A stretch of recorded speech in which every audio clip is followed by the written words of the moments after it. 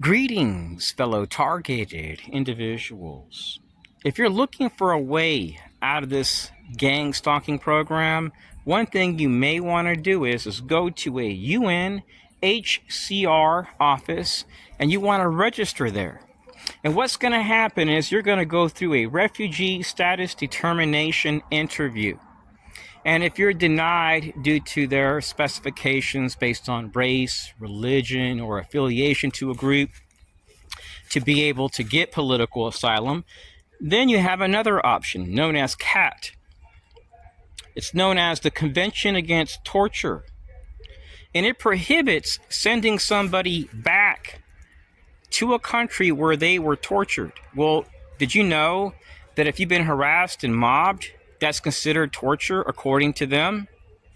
So if you're a TI and you've documented police on video, Jewish people in every state, FBI agents, CIA personnel, state governors, assistant governors, Fema, public safety fusion centers, your local police in Clermont, Florida, or deputies in Lake County, Florida, targeting you or denying you help, save that footage, fellow TIs, in your flash drive.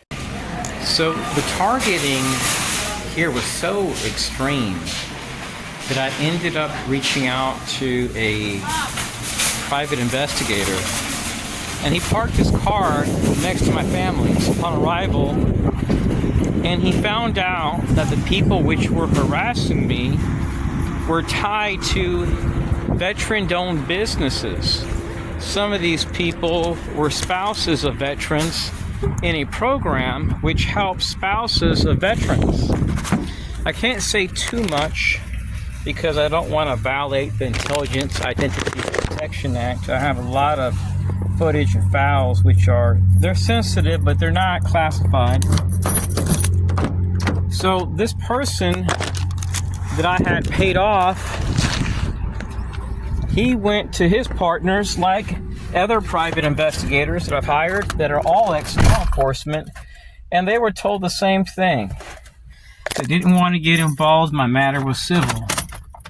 And the reason why is because these activities involve veterans. And due to the police blue line, Freemasonry, and stuff like that, as affiliations, it makes it where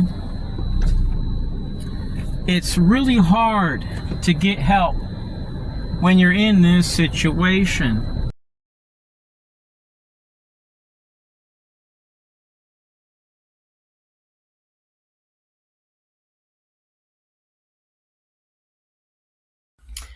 So there's no reason for you to stay in a country where you're going to be harassed by Vietnam veterans tied to your VFW or your American Legion or some Jewish group tied to DHS or whatever, CIA, FBI, InfraGard, a sheriff's association.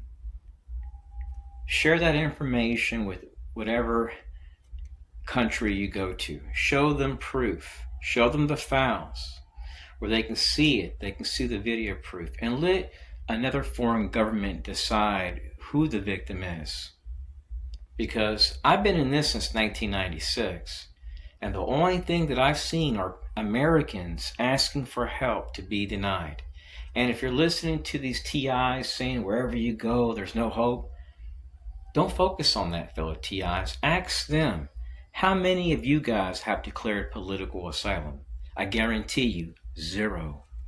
Yeah, you can go overseas and still be targeted due to foreign targeting opportunities, but it's a whole different ballgame when you declare political asylum, and when people look, they see active duty Army, ex-Navy, ex-US Air Force, active duty Air Force, ex-Marines, Mount Dora, Florida, Tavares, Florida, VFW, American Legion, InfraGard, FBI, DHS, Citizens Corps, University Office of Community Engagement, Jewish National Security Partners.